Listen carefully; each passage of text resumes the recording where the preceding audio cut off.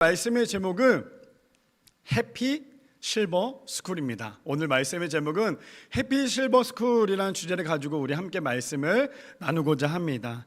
어느덧 날씨가요 가을을 찾아왔어요. 그렇죠? 그래서 아침과 저녁은 날씨가 낮과 달리 선선하기까지도 합니다. 저는 워낙 열이 많다 보니까 지금 이 새벽의 날씨와 이 저녁의 날씨가 너무 저에게 좋은데, 이럴수록 우리 성도님들 환절기에 조심하시려면 가벼운 운동과 따뜻한 물을 충분히 흡수하셔야지만 면역력을 기를 수 있다는 사실입니다. 그래서 이번 가을, 돌아오는 가을, 우리가 조금 더 아픈 것이 아니라 감기 걸리지 마시고 면역력을 잘 지켜서 영육간에 강건해질 수 있는 우리 모두가 되기를 축복합니다. 오늘 말씀의 제목은 해피 실버 스쿨이라는 말씀을 가지고 함께 나누려고 하는데요. 그렇다면 많은 분들이 이 해피 실버 스쿨이 뭐길래 그동안에 그렇게 포스터를 붙이고 광고를 했을까라는 생각을 하실 텐데요. 그래서 오늘 그걸 가지고 이제 우리 성도님들이 앞으로 우리 교회가 해야 할 그 사명과 비전에 대해서 함께 이 시간 말씀을 통해 꿈을 꾸고 나아가는 귀한 시간이 되기를 소망합니다. 그렇다면 실버 스쿨을 하려는 목적이 무엇일까라고 생각을 한다면 두 가지가 있는데요. 그동안에 한국교회와 우리 교회를 위해 하나의 미랄이 되어주셔서 기도해 주시고 섬겨주신 70대 어르신들을 위해 감사하는 마음으로 신앙생활을 함께하고자 만든 목적이기도 하고요. 그걸로 끝나는 것이 아니라 이제 앞으로 이것을 통해서 우리 어르신들의 전도의 통로가 되기 위해서 이 실버스쿨이라는 것이 만들어지고 있습니다.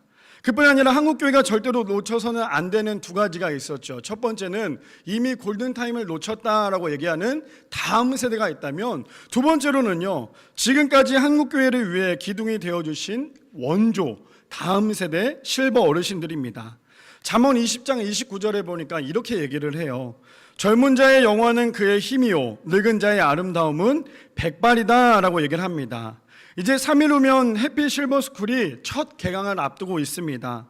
그동안에 우리가 어르신들로부터 받은 사랑과 은혜, 그리고 많은 기도를 받았기에 이제는 우리가 어르신들에게 그 모든 것들을 돌려드려야 하지 않을까요? 몇 주 전에 제가 종종 보는 TV 프로그램 중에 인간극장이라고 있어요. 저는 종종 보긴 하는데 거기에 내용을 보니까 제가 오늘 이 실버스쿨 설교를 준비하는 거랑 너무 잘 맞아서 감동의 메시지가 되지 않을까라는 생각이 드는데요. 이런 내용입니다. 노년에 어머니와 딸이 있었어요. 근데 노년의 어머니는 딸을 볼 때마다 항상 하는 말이 있죠. 아마 우리 성도님들도 아실 거예요. 어머니들이 항상 하는 말, 여기저기 아프다라는 말을 정말 자주 하곤 하시죠. 그러자 딸은 볼 때마다 아프다고 하시는 어머니가 걱정이 되어서 어머니를 병원에 모시고 가서 정밀 검사를 받게 합니다. 그리고는 어머니는 병원에서 정밀 검사를 받게 되었고요. 의사와의 상담에서 이러한 질문을 해요. 어디가 안 좋으세요? 이라고 의사 선생님이 여쭤보자 이 어머니께서 이렇게 대답을 하십니다. 여기저기 모두 다요 라고 얘기를 합니다. 그 모습을 본 딸은요, 어머니에게 이렇게 얘기를 해요. 엄마, 진짜 아픈 데를 얘기하라니까 라고 얘기를 합니다. 그러자 어머니께서 뭐라고 말씀하시냐면 또 이렇게 얘기해요. 여기저기 모두 다 라고 얘기를 합니다. 그리고 병원에 나와서 집에 가는 길에 딸이 어머니께 이렇게 얘기를 해요. 엄마, 병원에서는 진짜 아픈 데만 이야기를 해야지만 의사 선생님이 그것을 보고 치료해 줄 수 있어. 그러니까 반드시 다음에 병원에 갈 때는 진짜 아픈 부위를 이야기를 해야 돼 라고 얘기를 했습니다. 그러자 어머니께서 딸에게 또다시 어떻게 얘기를 했을까요? 이렇게 얘기하죠. 그러니까 여기 저기 모두 다라니까 이렇게 딸에게 이야기를 합니다. 그리고는 시간이 흘러서 어머니께서 하늘나라에 가셨고 딸이 어머니가 되어서 이제 딸과 함께 지내는데, 어머니의 나이가 되니까요, 본인의 온몸이 다 아프니까 딸에게 또 이렇게 얘기를 해요. 내가 지금 여기가 아프고 저기가 아프고 여기저기 아프다라고 딸을 볼 때마다 얘기를 합니다. 그러다 문득 예전에 자신이 어머니에게 했던 말, 또 어머니께서 자신에게 했던 말이 떠올랐습니다. 막상 자신이 어머니의 나이가 되니까요, 아프지 않는 곳이 하나도 없더라는 거예요. 저희 아버지도 저랑 이제 매번 통화할 때마다 항상 하시는 말이 있어요. 여기저기 아프다라는 말을 참 많이 하십니다. 그러면 예전에 저에게는 저희 아버지가 산과 같이 높은 그런 존재로 보였던 아버지가 이제는 노인이 되셨다라는 그 마음이 아프기도 합니다. 이처럼 우리 모두는요, 세월을 비껴나갈 수 없다라는 거예요. 모두 다 세월에 대해서 피할 수 없는 것이 바로 이 세월이라는 거죠. 바라기는 한국교회의 원조 다음 세대인 실버 어르신들을 위해서 지금까지 우리가 받기만 했다면 이제는 우리가 대접해드리고 섬길 수 있는 사랑하는 우리 교회 성도님들 되시기를 축복합니다. 오늘 본문을 가지고 해피 실버 스쿨이라는 주제를 가지고 함께 세 가지로 나누기를 원하는데요. 첫 번째로는 전도하는 마음에 불탔던 원조 다음 세대 어르신들의 마음을 배워야 한다라는 거예요. 본문 우리 24절 함께 읽어볼까요? 시작! 내가 진실로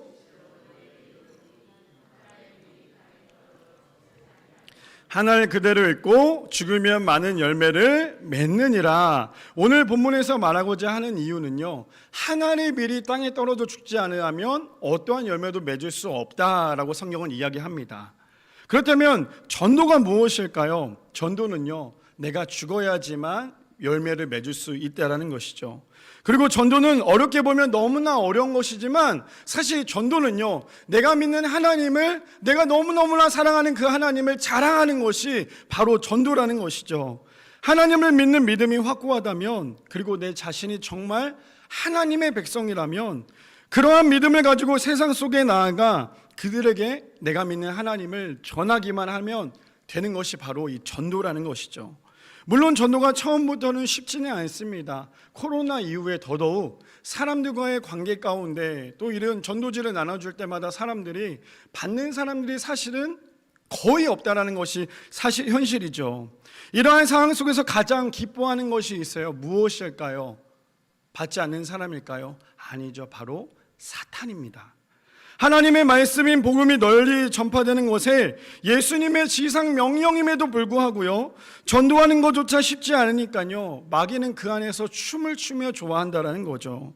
사람들이 복음을 듣지 않는다고 해서, 또 길거리에서 우리가 나눠주는 그 전도지, 그것들을 받지 않는다고 해서 어차피 지금 이 세대는 전도도 어렵고 힘드니까 우리도 그렇다면 포기해야 할까요?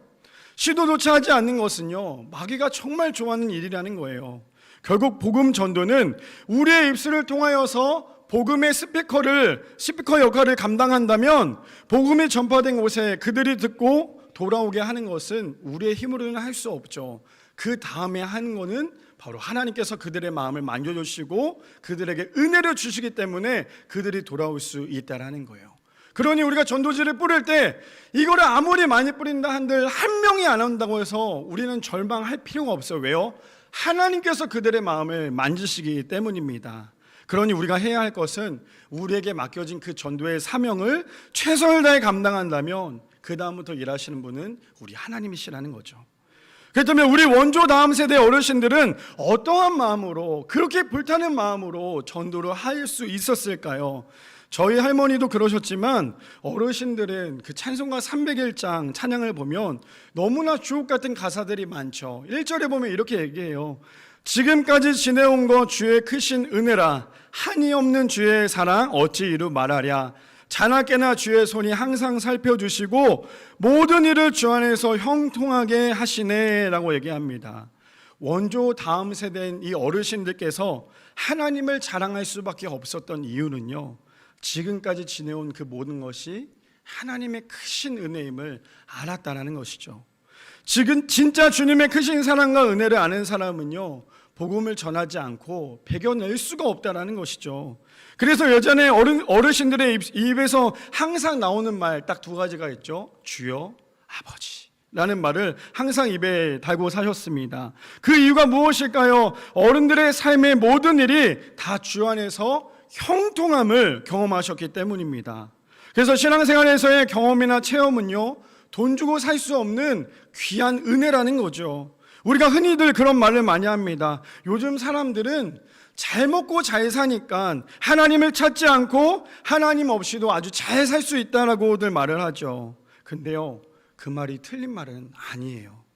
내가 먹고 살만하면 하나님을 보기보다 지금 나의 상황과 나의 삶에 만족하며 살아가기 때문이죠. 근데 예전에 어르신들은 그렇지 않았다라는 거예요.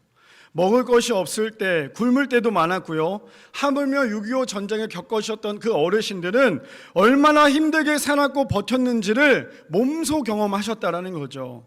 그런 분들이 이런 찬양을 할 수 있었던 이유는요, 자나 깨나 주의 손이 항상 살펴준다라는 고백이 있기 때문입니다.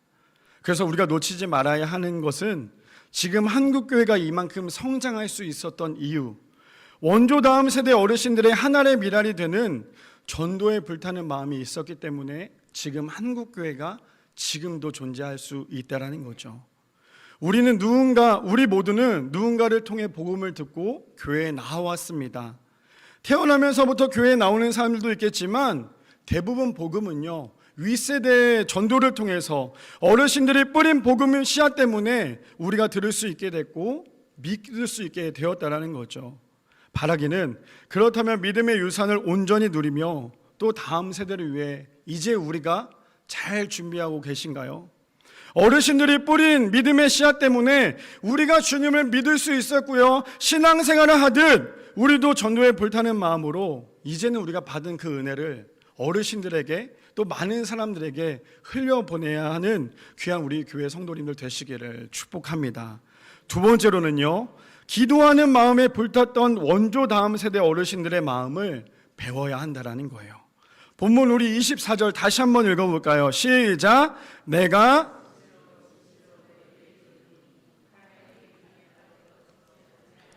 한 알 그대로 읽고 죽으면 많은 열매를 맺느니라. 아멘. 기도 부분에서는 과연 어르신이나 만큼이나 기도하는 사람들이 과연 몇 명이나 될까요? 예전에는 기도원에 올라가는 것을 정말 좋아했습니다. 사실 처음에 기도원에 올라가는 것은 너무나 부담스럽고 힘이 들었는데 어느 순간부터 기도원에 올라가면 마음이 편해지고요, 무엇보다도 이런저런 생각할 거 없이 기도에만 집중할 수 있는 은혜가 있어서 기도원에 자주 올라가곤 했습니다. 그럼 꼭 기도원에 만나는 사람들이 있는데요, 젊은 사람들 한 번도 본 적은 없고요, 어르신들을 대부분 만납니다. 그렇다면 어르신들이 기도원에 많이 모인 이유가 무엇일까요? 저는 여기에 답이 있다고 생각해요. 왜 어르신들이 그 기도원에 많이 모이고 왜 어르신들이 교회에서 기도를 하시면서 살아가고 계실까요? 그 정답은 딱 하나죠. 기도의 능력을 너무나 잘 알고 계시기 때문입니다.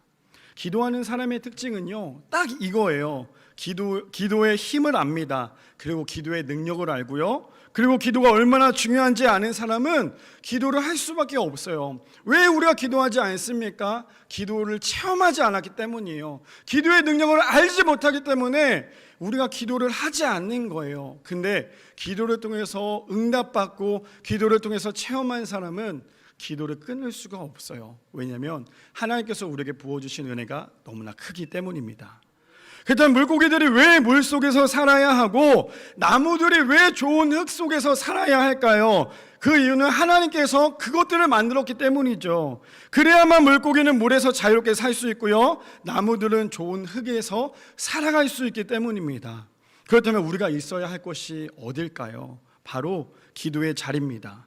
우리는 영적으로 만들어진 존재입니다. 하나님께서 코에 생기를 부어 넣으신 이유가 다 있는데요, 세상 모든 만물을 만드셨을 때 코에 생기를 넣으시지 않았어요. 그런데 코에 생기를 넣은 인간에게만 코에 생기를 넣었는데요, 그걸 원어로 보면 루아흐라는 단어를 씁니다. 즉 하나님의 영, 하나님의 호흡을 이야기하는데요, 그렇다면 우리가 호흡하기 위해서, 우리가 영적으로 살아가기 위해서 해야 할 것이 무엇일까요? 바로 기도라는 거죠. 우리가 기도해야 하는 가장 큰 이유이기도 합니다.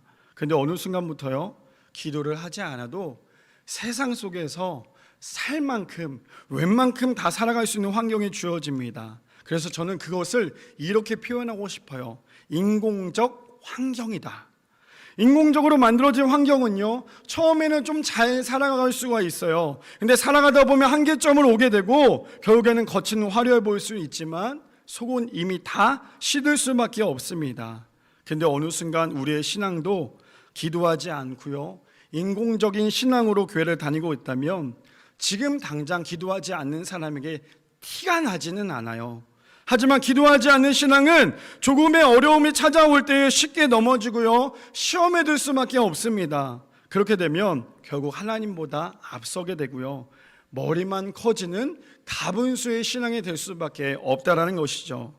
그렇다면 원조 다음 세대 어르신들은 어떠한 마음으로 기도하는 마음에 불탔을까요? 마가복음 11장 24절에 보니까 그 답이 나오더라고요. 그러므로 내가 너에게 말하노니 무엇이든지 기도하고 구하는 것을 받은 줄로 믿으라. 그리하면 너에게 그대로 되리라 라고 말씀합니다. 믿음으로 기도하여 받은 줄로 믿은 믿음이 있기에 어르신들의 기도에 불타는 마음이 있지 않으셨을까요? 찬송가 384장 1절에 보면 이러한 메시지 가사가 있습니다. 나의 갈 길 다가도록 예수 인도하시니 내 주 안에 있는 긍휼 어찌 의심하리요. 믿음으로 사는 자는 하늘 위로 받겠네. 무슨 일을 만나든지 만사형통하리라. 무슨 일을 만나든지 만사형통하리라. 어르신들의 기도에는 삶 자체가요, 예수님께서 인도하신다라는 믿음이 있었기 때문입니다. 오직 예수라는 말을 외쳤던 어르신들의 삶에는 결국 세상의 모든 일을 다 경험해봤지만 예수님 외에 어떤 것도 만사형통한 삶을 살 수 없음을 너무나 잘 알고 계셨기 때문이라는 거죠. 그러니 어르신들을 만나서 지금의 상황에 대해서 이야기를 하고 상담을 받고 이야기를 나누다 보면 어르신들의 마지막 정답은 딱 하나예요. 무엇이냐면 이것저것 해가 아니라 딱 세 글자죠. 기도해. 어르신들이 할 수 있는 단어가 이 세 가지가 있는 건 굉장한 힘이 있다라는 거예요. 이찬수 목사님의 아버지 목사님께서 금식하다가 하나님의 부르심에 하늘나라에 가셨습니다. 그리고 이찬수 목사님께서 이러한 간증을 하셨는데요. 우리 아버지께서 금식을 하시다가 천국에 가셨습니다. 그리고 지금 저는 아버지의 기도의 열매를 따먹고 있습니다. 바라기는 왜 기도가 중요할까요? 왜 기도의 씨앗을 심어야 할까요? 왜 어르신들은 하루 종일 기도의 자리에 있으신가요? 그 이유는 기도가 우리의 인생 가운데 정답이기 때문입니다. 그뿐 아니라 어르신들의 기도의 씨앗이 결국 우리가 나중에 받아 누리는 바로 그 은혜이기 때문이라는 거죠. 그렇다면 이제 우리가 어르신들을 위해서 기도해야 하지 않을까요? 그리고 다음 세대 아이들에게 흘려보내야 하지 않을까요? 우리의 삶에 기도의 불을 붙여 세상 가운데 빛을 비출 수 있는 사랑하는 우리 교회 성도님들 되시기를 축복합니다. 마지막 세 번째로는 헌신하는 마음에 불탔던 원조 다음 세대 어르신들의 마음을 배워야 한다는 거예요. 우리 본문 24절 다시 한번 읽어볼까요? 시작. 내가 진실로 하늘 그대로 있고 죽으면 많은 열매를 맺느니라. 아멘. 그렇다면 헌신이 무엇일까요? 국어사전에 보니까요, 헌신에 대해서 이렇게 표현을 합니다. 헌신은 몸과 마음을 바쳐 있는 힘을 다합니다 라고 얘기를 합니다. 자꾸만 찬송가를 인용하게 되는데요, 저는 실버스쿨을 지금까지 사역한 것 중에 청소년 사역만큼이나 조금 했지만 6년 정도 했던 그 실버스쿨을 보면, 그리고 어르신들에게 이런 질문을 참 많이 했어요. 아무래도 어르신들과 소통을 하다 보니까 이런 질문을 했는데 이런 얘기를 했습니다. 어르신, 지금까지 많은 헌신 속에서 사셨는데 특별한 이유가 있으셨을까요? 라는 질문을 하면, 그럼 대부분의 어르신들은 우리가 너무나 잘 알고 있는 찬송가 305장 이 찬양에 대해서 이야기를 하십니다. 찬양의 가사는 이렇죠. 나 같은 죄인 살리신 주 은혜 놀라워 잃었던 생명 찾았고 광명을 얻었네. 큰 죄악에서 건지신 주 은혜 고마워. 나 처음 믿은 그 시간 귀하고 귀하다. 이제껏 내가 산 곳도 주님의 은혜라. 또 나를 장차 본향에 인도해 주시리. 거기서 우리 영혼이 주님의 은혜로 해처럼 밝게 살면서 주 찬양하리라. 서두에도 말씀드린 것처럼 오랜 세월 살아가면서 조건 없이 헌신할 수 있었던 가장 큰 이유는요, 나 같은 죄인 살리신 주 은혜가 놀랍고 나 처음 믿은 그 시간이 귀하기 때문이라는 그러한 믿음의 고백을 참 많이 들었습니다. 어르신들의 헌신은요, 어떤 조건도 따지지 않았어요. 주님의 사랑을 너무나 잘 알았기 때문이라는 거죠. 오늘 본문인 요한복음 12장 24절을 현대인의 성경에 보면 이렇게 얘기해요. 내가 분명히 너에게 말한다. 한 알의 밀이 땅에 떨어져 죽지 아니하면 한 알 그대로 있지만 그것이 죽으면 많은 열매를 맺는다라고 얘기합니다. 헌신은요, 내가 죽어야지만 열매를 맺을 수 있다라는 거죠. 그래서 이런 말을 참 많이 하죠. 하나님께서 부모님을 보내주신 이유는 부모님의 헌신을 통해 자녀들이 하나님의 사랑을 알게 하기 위함이다. 말씀을 준비하면서 이런 생각을 참 많이 들었습니다. 그렇다면 하나님께서 진짜 원조 다음 세대가 되시는 어르신들을 우리에게 보내주신 이유가 무엇일까? 먼저 믿으신 어르신들의 복음의 씨앗을 통해 우리가 하나님을 믿게 하신 복음의 연결의 통로가 되기 위해서 우리를 보내주시지 않았을까요? 지금 어르신들의 헌신으로 우리는 너무나 편안하게 신앙생활을 하고 있습니다. 그렇다면 이제 우리가 어르신들을 위해 조금이나마 그 은혜를 보답해야 되지 않을까요? 마지막으로 이 이야기를 하고 설교를 마치려고 합니다. 예전에 장례를 집례할 때 일입니다. 어머니께서 열심히 신앙생활을 하셨는데 하나님의 부르심에 하늘나라에 가셨습니다. 그리고 그 가정에 3일 동안 장례를 집례를 하게 되었고요. 집사님들과 함께 식당에서 함께 봉사를 했어요. 그리고 모든 예배 때마다 집사님들과 상조 성가대처럼 같이 찬양을 불렀습니다. 그리고 모든 장례 일정이 끝난 후에 믿지 않는 자녀와 잠깐 이야기할 기회가 있었는데요. 이런 말을 했습니다. 목사님, 3일 동안 정말 고생 많으셨습니다. 어머니께서 마지막 가시는 날까지 교회에서 귀한 분들을 보내신 것 같습니다. 저도 이번 주부터 교회 나가려고 하는데 도움을 좀 주실 수 있으신가요? 어머니의 헌신은 죽음까지도 자녀를 위해 헌신하셨다라는 거예요. 결국 어머니의 하나의 미랄이 자녀가 주님을 믿을 수 있는 귀한 열매가 되었습니다. 바라기는 이제 돌아오는 수요일은 실버스쿨 개강하는 날입니다. 서두에도 말씀드린 것처럼 실버스쿨을 하려고 하는 그 목적은요, 지금까지 우리가 받은 사랑과 은혜를 조금이나마 보답하고자, 그리고 어르신들의 삶의 행복한 신앙이 될 수 있도록 도움을 드리고자 만든 것이 바로 이 실버스쿨이라는 거예요. 우리는 다음 세대의 이야기를 참 많이 합니다. 그러나 정작 지금까지 원조 다음 세대가 되어주신 어르신들을 놓쳐버린다면 더 이상 한국교회는요, 미래가 없다라는 거예요. 그래서 교회는 태어나는 성도부터 마지막 천국 가는 그날까지의 그 성도들이 하나가 되어야 하는 귀한 사명을 가진 것이 바로 이 교회라는 거예요.